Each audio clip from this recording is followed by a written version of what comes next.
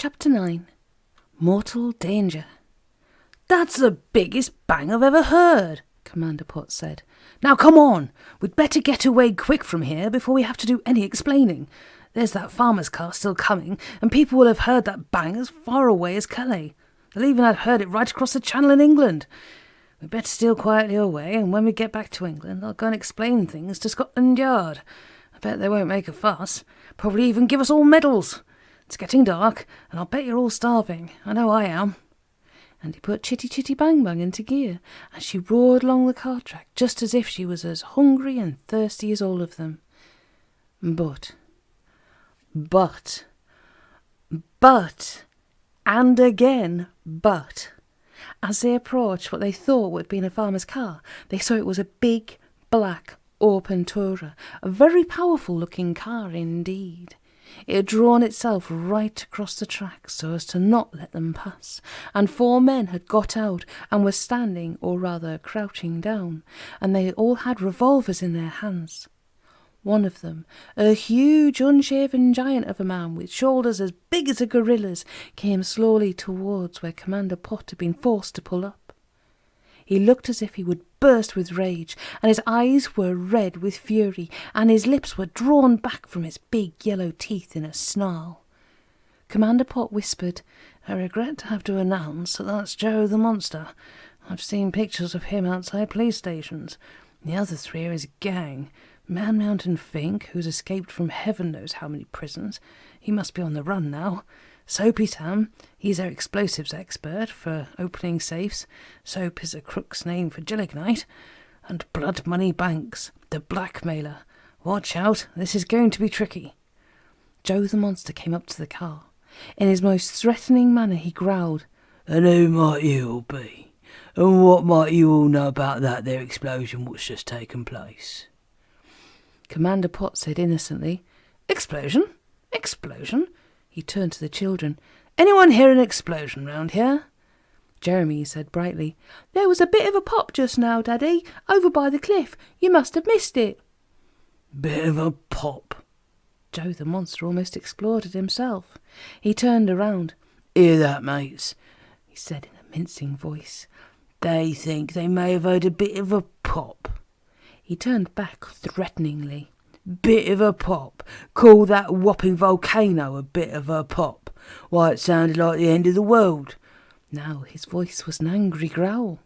"I saw you folks drive up out of the quarry, and I just happened to see a roll of fuse beside those little rascals in the back seat." "Oh dear," thought Jeremy and Jemima together, "we ought to have sat on it." "So do you know what I'm going to do with you and these saucy-looking bus of yours?" He gave a great cackle of cruel laughter. "Why, in exchange for you having blown up my belongings, I'm going to blow up yours, and you all with it. See? I'm going to light the end of that fuse and put the lighted end in the petrol tank of your fancy motor car, and up you'll all go. How'd you like the thought of that, eh? My fine little family of meddlers in other people's business." He turned to the other gangsters. "Get your guns ready, men, and if any of these rascals try to escape, shoot 'em down like rabbits. Get it?"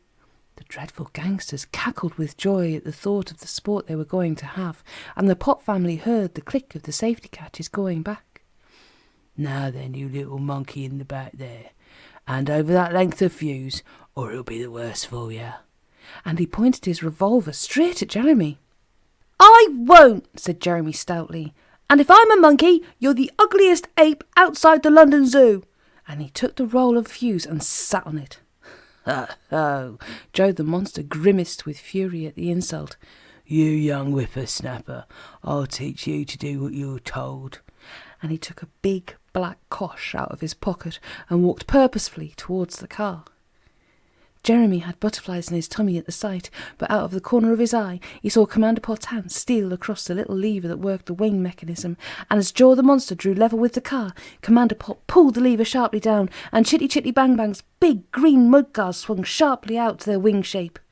The right-hand wing caught Joe the Monster slap in his tummy and sent him flying head over heels. "Hang on!" shouted Commander Pott, "and keep your heads down!" And he rammed the accelerator down to the floorboards. Chitty Chitty Bang Bang leapt forward with an angry roar from her twin exhausts and swooped low at the other three gangsters, who just had time to throw themselves down on their faces, or they would have been mown down like Jaw the monster by the charging wings.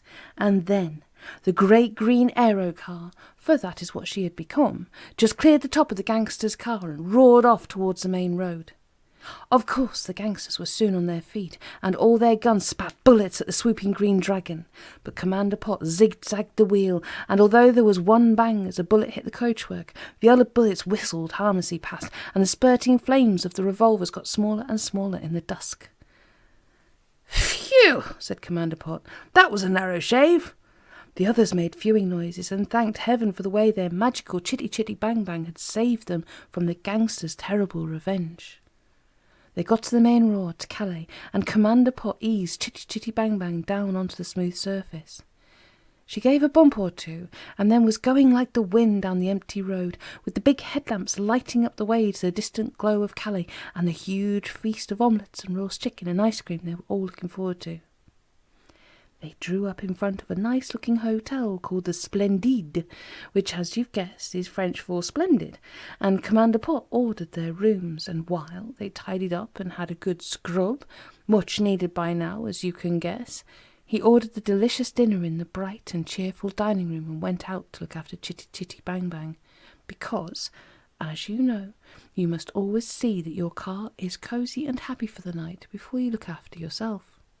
Commander Pott filled up the car with petrol and oil and water, checked the batteries and the tyres, and drove the car into a comfortable garage beside the hotel. Once he had seen that she seemed contented and in good order, he decided to leave her washing and polishing for the morning, when all the family could help. Then he patted her on her rather hot nose and locked her up for the night and went back to the hotel, where the whole family sat down to their delicious dinner before going up to bed for a wonderful and, I'm sure you'll agree, well-earned rest. But,